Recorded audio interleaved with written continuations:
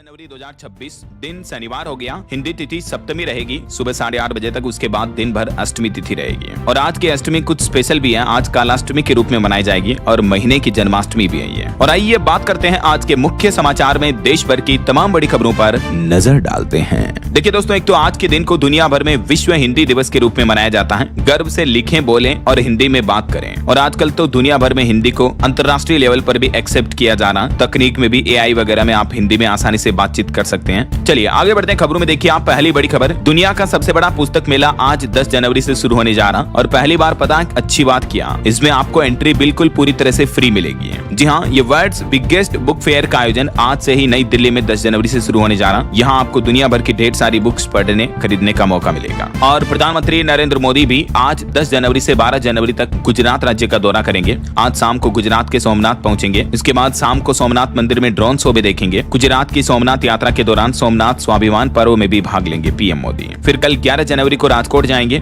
और इस दरमियान प्रधानमंत्री नरेंद्र मोदी महात्मा मंदिर में जर्मन चांसलर से भी मुलाकात करेंगे 11-12 जनवरी तक। चलिए अगली बड़ी खबर देखिए, कल 11 जनवरी को उत्तराखंड बंद का आह्वान किया गया। अंकिता भंडारी के पिता ने एक भावुक अपील भी की। अंकिता को न्याय दिलाने के लिए कई सारे संगठनों ने घोषणा की है। अंकिता भंडारी न्याय आंदोलन की शुरुआत हुई है। आज 10 तारीख को मसाल जुलूस निकाला जाएगा और कल 11 जनवरी को उत्तराखंड बंद का ऐलान किया है। वैसे इस विरोध प्रदर्शन के बीच आखिरकार उत्तराखंड के मुख्यमंत्री पुष्कर सिंह धामी ने इस बहुचर्चित अंकिता भंडारी केस की जांच CBI से कराने का फैसला किया है। अंकिता भंडारी हत्याकांड के मामले की जांच CBI से होगी अब, क्योंकि इसमें कई VVIP फंसे हो सकते हैं। मुख्यमंत्री ने सिफारिश की। इस सिफारिश के बाद कांग्रेस बोली कि अब आखिरकार सरकार ने अपनी गलती मानी है। और उत्तराखंड सरकार ने एक और बड़ी घोषणा ये भी की है दोस्तों कि अंकिता भंडारी के नाम पर होगा राजकीय नर्सिंग कॉलेज डोब भी। मुख्यमंत्री ने इसको लेकर भी निर्देश जारी कर दिए हैं। और वही खबर है, कल 11 तारीख को सड़कों पर उतरेंगे आम आदमी पार्टी के कार्यकर्ता भी। बांग्लादेश में हिंदुओं पर हो रहे अत्याचार के विरोध में आम आदमी पार्टी पूरे उत्तर प्रदेश में विरोध प्रदर्शन करेगी। चलिए आगे बढ़ते हैं अपन खबरों में। देखिए अगला अपडेट, UN ने एक बड़ा दावा किया कि 50% अमेरिकी टैरिफ के बावजूद भी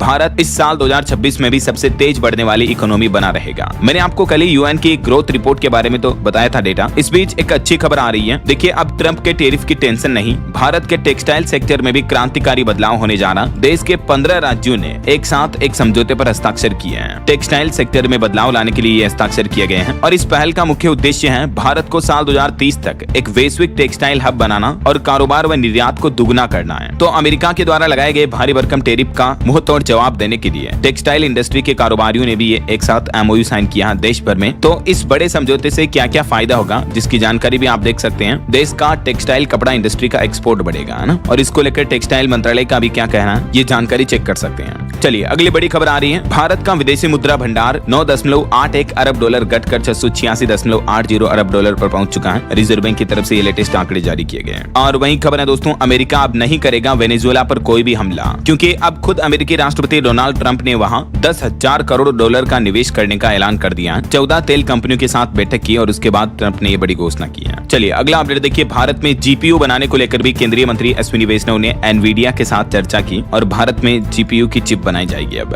और एक बड़ी दुर्घटना हो गई दोस्तों। देखिए बीते दिन हिमाचल प्रदेश के सिरमौर में एक बस खाई में गिर गई, जिसमें 14 लोगों की मौत हो गई। ये एक निजी बस 400 मीटर गहरी खाई में गिर गई। कितनी ज्यादा गहराई है, इस बात का अंदाजा आप लगा सकते हैं कि 500 मीटर में तो आधा किलोमीटर हो जाता है। तो इतनी गहरी खाई में ये बस गिरने की घटना में अब तक 14 लोगों के मारे जाने की सूचना है, जबकि 30 से ज्यादा लोगों का रेस्क्यू किया गया। कुछ लोग गंभीर रूप से घायल भी हैं अभी। और इन मृतकों में एक तो 6 महीने के बच्चे भी शामिल हैं और गाड़ी के ड्राइवर चालक समेत ये 14 लोगों की मौत हो गई। बताया जा रहा है कि बस भी ओवरलोड थी, ज्यादा सवारी भरी थी, क्योंकि 14 की तो मौत ही हो गई और 52 लोग तो घायल ही हो गए, यानी सवारी कितनी ज्यादा थी इसमें। चलिए अगली खबर आ रही है। संसद का बजट सत्र 28 जनवरी से शुरू होगा और 1 फरवरी को बजट पेश किया जाएगा। शीतकालीन सत्र में VBG रामजी बिल समेत टोटल 8 बिल पास हुए। कौन कौन से बिल हैं, जिनकी लिस्ट भी आप देख सकते हैं, नाम वगैरह डिटेल भी। तो इन बिलों पर भी बजट जारी किया जाएगा इस बार सरकार द्वारा नए बजट में, क्योंकि बजट सत्र को भी देश की राष्ट्रपति द्रौपदी मुर्मू से मंजूरी मिल चुकी है। तो 28 जनवरी से ही बजट सत्र की शुरुआत हो जाएगी। 2 चरणों में चलेगी सदन की कार्यवाही और 1 तारीख को बजट भी पेश होगा ना।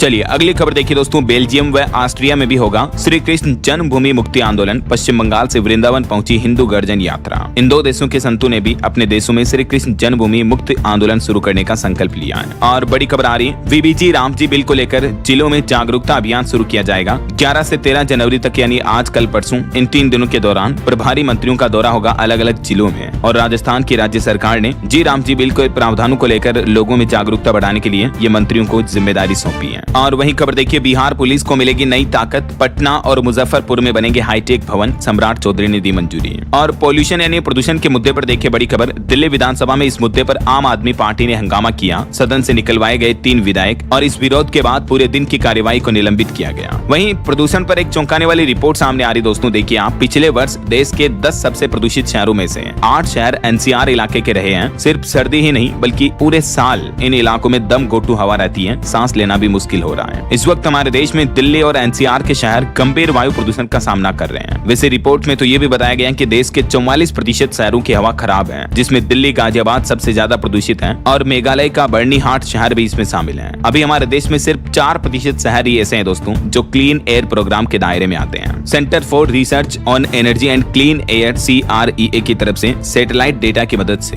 प्रदूषण को लेकर ये शहरों पर रिसर्च की गई। भारत के 10 सबसे प्रदूषित शहर, टॉप 10 पोल्यूटेड शहर कौन कौन से हैं, जिनकी लिस्ट भी आप देख सकते हैं। तो इस डेटा के बाद अब CAQM ने एनसीआर में 16 प्रदूषणकारी औद्योगिक इकाइयों को बंद करने के आदेश भी दिए और नियमों का उल्लंघन करने पर चेतावनी भी दी है। वहीं सरकार भी इधर प्लान कर रही है, पूरे दिल्ली एनसीआर का प्रदूषण खत्म होगा। हरियाणा सरकार एक बड़ा प्रोजेक्ट शुरू करने जा रही है, प्रकृति से जुड़ेंगे बच्चे, बच्ची, महिलाएं और बुजुर्ग भी। दरअसल हरियाणा गवर्नमेंट ने वायु प्रदूषण से निपटने के लिए इको-1 नाम से ये नई परियोजना शुरू की है और इसके तहत जो अनुपयोगी भूमि है, जिस पर खेतीबाड़ी वगैरह फसलें नहीं बोई जाती है, उन जमीनों को मिनी फॉरेस्ट में बदला जा रहा है। यानी उन जगहों पर ज्यादा से ज्यादा पेड़ पौधे लगाकर छोटे छोटे जंगल बनाए जा रहे हैं ऐसा। तो ये एक हरियाणा सरकार की अच्छी पहल है वाकई में। और वहीं प्रदूषण को खत्म करने के लिए केंद्र सरकार ने भी एक प्लान बनाया है, भारत बनाएगा खुद का एयर पोल्यूशन मॉनिटरिंग डिवाइस भी है। भारत में CSIR NPL में दुनिया की दूसरी national environmental standard laboratory NESL स्थापित की है और ये लैब देश भर में वायु प्रदूषण मॉनिटरिंग उपकरणों के परीक्षण और अंशांकन की सुविधाएं विकसित करेगी।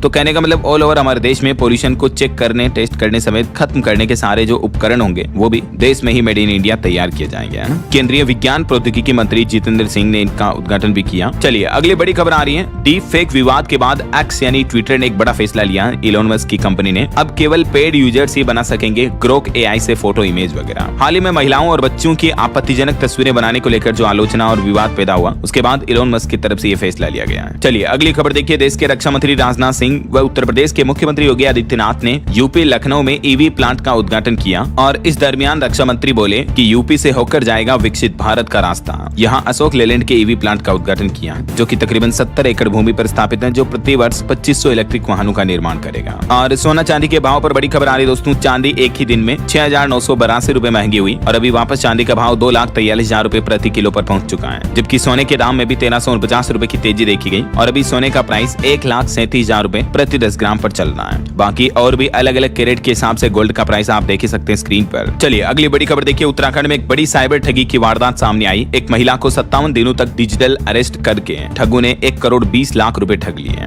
यूपी के अल्मोड़ा का यह मामला है। ठगों ने खुद को ट्राई का अधिकारी बताकर बैंक खाते में अवैध लेन देन को लेकर गिरफ्तारी की धमकी दी और महिला से डरा धमका कर ये धनराशि ट्रांसफर करवा दी। और वहीं देखिए बड़ी खबर, भारत सरकार का कहना है कि 2025 में पिछले साल मतलब 8 बार PM मोदी और अमेरिकी राष्ट्रपति डोनाल्ड ट्रंप के बीच बातचीत हुई। एक अमेरिकी मंत्री ने कुछ उल्टे सीधे दावे किए थे, तो उन दावों को भारत ने खारिज करते हुए विदेश मंत्रालय की तरफ से एक क्लेरिफिकेशन दिया गया। दरअसल अमेरिका के एक मंत्री ने कहा कि PM मोदी ने कॉल ही नहीं किया हमें, इसलिए भारत अमेरिका के बीच ट्रेड डील जो है वो रुक गई। तो अमेरिकी मिनिस्टर ये बोले कि ट्रंप तो खुद डील करना चाहते थे, तो इसीलिए भारत ने जवाब दिया कि 2025 में 8 बार बातचीत हुई थी, तब तक तो तुम्हें पता नहीं चला कि भारत अमेरिका के बीच ट्रेड डील करनी है। उल्टा झूठा दावा करके भारत पर ही आरोप मंडरा अमेरिका, ये कहना अमेरिका के वाणिज्य मंत्री का। और वहीं देखिए टेक न्यूज से खबर आ रही है, अब पर्सनल असिस्टेंट की तरह काम करेगा आपका जीमेल। जरूरत के हिसाब से ईमेल ऊपर दिखेंगे और जीमेल में आप बोलकर पूछ सकेंगे पुराने मेल की जानकारी वगैरह भी। दरअसल गूगल अपने जीमेल प्लेटफॉर्म में AI इनबॉक्स और AI ओवरव्यू समेत कई सारे फीचर्स जोड़ चुका है। ये फीचर गूगल के जेमिनी से कनेक्टेड होंगे, जिसकी मदद से आप जीमेल को एडवांस यूज कर पाएंगे, फास्ट तरीके से AI एनालाइज करके आपके मेल्स को, है ना। अच्छा वैसे AI से याद आया दोस्तों, अगर आप भी अलग अलग आर्टिफिशियल इंटेलिजेंस AI